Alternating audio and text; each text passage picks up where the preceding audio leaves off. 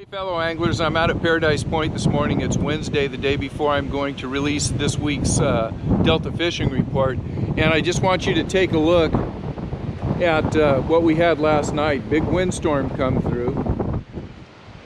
I was actually thinking about going out this morning. I put that thought in the back of my mind. It looks like nobody's out here today. Nobody at the ramp. You can look at the trees.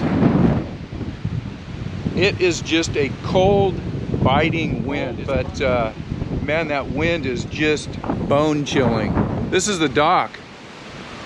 So we had a really good blow last night, and I'm gonna just walk out to the end of the dock. We'll take a look at the trees out there, and as you can see, it's not cool, it's cold.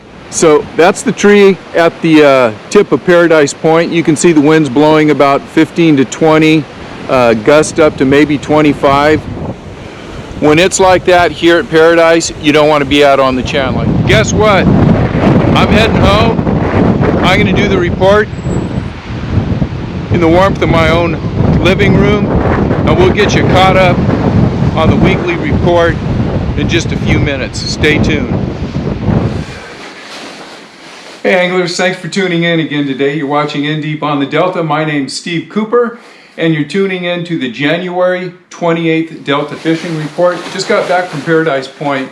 Let me get some of this off. It wasn't that bad out there, it really wasn't. I'm thinking, now that I'm back home, I probably should have just stayed out and take the boat out and maybe fish a little bit, a couple hours, and see what the weather was like. I don't know, maybe I made a mistake, I don't know. Anyhow, let's get into the report in a second. All right, here we go. Delta Fishing Report, January 28th, 2021. It is a brutal report this week. I'm going to start with the outlying lakes, and then we're going to work our way into the Delta report. And I do have some serious information that I will be talking about. We'll wait till we get into the Delta report on that, but just beware, we're going to have some serious information here. We'll start off with Clear Lake. I was in contact with Clear Lake Bait and Tackle. The word is slow, slow, slow. Crappie are still biting. There are a few guys out there that are picking up some big bags of fish on Clear Lake, but they're being real tight-lipped, and the guys that are catching fish are the big sticks, the big local sticks. They know the water, they know what they're doing. They're not being real consistent, but there's a lot of rumors of some 20 and 25 pound sacks coming in. Bottom line is, those guys are really good fishermen. For the weekend angler, if you're thinking about going up to somewhere like Clear Lake, it is just not worth it. The fishing is very tough. They also relayed the fact that there's going to be a lot of rain in the next week to 10 days. They're expecting the water to rise, and they're saying that there's going to be a lot of debris on the lake. When that happens this time of year, a lot of the ramps are tough to get in and out. So my suggestion is, more than likely, you're going to want to stay away from Clear Lake. If you have to go up there, if you're going up there, and you must get up there, make sure you call somebody, make sure that the ramps are open, and be safe when you're up there. So that is Clear Lake. Talked to John Liechty from Experienced Guide Fishing up at Maloney's. And he's catching fish at Maloney's. It's same old, nothing new. He's fishing finesse stuff, and he's catching fish. But John also says they are thinking that this week they're going to get a dump of rain, and just above the elevation of Maloney's, they're expecting 1 to 2 feet of snow. Bottom line is, it's tough fishing everywhere. If you're going to have to get out there, I would suggest going to a deep water lake. Doesn't have to be Maloney's. It can be the lake of your choice. Fish your favorite lake, whether it's Berryessa, Maloney's, Comanche, Don Pedro, any deep water lake. If they've got spotted bass in them, you're probably going to catch a few more fish than you're going to catch maybe here on the Delta. All right, here's the Delta report, and I'm going to combine hook, line, and sinker, Outdoor Sportsman, my report, and everyone that I've talked to and communicated, all in the same Delta report, because it is a brutal report this week. Start off with the stripers. Slow, slow, slow, but people that are fishing live bait are catching fish, but it's slow and they just have to work for every fish. No real big fish, most of them are schoolie size, and the fishing is tough. I can say that this week I've seen an influx of sea lions on the Delta. Last week, I think I was telling you guys, I have not seen a sea lion out there. This week, they're all over Disappointment, they're up and down the channel, they're in sloughs up and down the channel. And believe me, they're not there because they're on vacation. When we see sea lions move in like that, that means they're following striped bass. So the striped bass, I think, have moved into the central Delta, but there's been such light pressure that I think the people that are out there are having problems finding the schools of them. If you go out and you know what you're doing, you're fishing, drifting live bait, you're probably going to catch a few fish. This is one pattern that I have seen on the in the last month or two. Say 6 weeks ago, a lot of reports on fish being taken on gear, whether it was topwater, glide baits, swim baits. That has kind of changed. I don't hear a lot about guys getting fish with the gear. Most of them are drifting live bait. So if you're going out on the Delta, if you have to be out there, fish live bait, be patient, you may catch a fish or two. On to the largemouth bass. As tough as the striped bass fishing is, the largemouth bass fishing is even tougher. It is just super tough. Everyone I talk to out there is having a difficult time even scratching a few fish. I'd like to review a couple of the patterns that I've seen with the largemouth bass that over the last couple months that may help you in the future here in the next few weeks. Number one, when I have a good day, it's probably going to be one out of every, a month ago it was one out of every 4 or 5 trips, and I'd hit that day where I'd have good fishing. Now it's more like 7 or 8 trips. On that 7th or 8th trip, I'll have a good day of fishing. It's getting tougher and tougher, and my good days of fishing, 3 weeks ago I was catching 10 or 12 fish a day. My good days now, I'm catching maybe 8 fish on a good day. This week I went out 3 times. I had, I think I got 8 fish one day. That was a big day. My second trip I got 2 fish, and my third trip I got 0 fish. So you just have to be out there on the day that the fish are biting.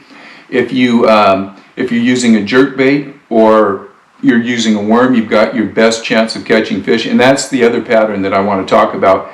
This is the winter of either jerk bait fishing or worm fishing. If there's a third bait that's been catching any fish, it's the weedless swim bait. Those are taking bigger fish, but unless you really know the Delta and you're good with the swim bait, and you know that you can go out there and fish your areas, swim bait fishing is tough on the Delta. So for the average guy that's going out on the weekends, I would leave the swim baits alone, fish with the jerk baits, fish with the worms, and what I have found, I'll go a week and 90% of my fish are all on a jerk bait. When that bite dies, the first thing I do is pick up a worm and I start catching them on a worm. Once I start catching them on a worm, it seems like I can't catch them on a jerk bait. When the worm bite dies off, they go back to a jerk bait. So it's kind of week to week, whether it's a worm or a jerk bait, but if you go out, those are the 2 baits that have been really producing all winter long. Now, for my serious bit of information on the Delta, there has been some extremely high tides, and the high tides have been coinciding with the colder weather. So the first thing is there's a bunch of hyacinth breaking off. It's breaking off, dying off, and it's floating down the channel, creating some navigational hazards. Most of us that have been out there, you know, you kind of have to veer in and out of the hyacinth as you're getting in and out of a lot of the sloughs.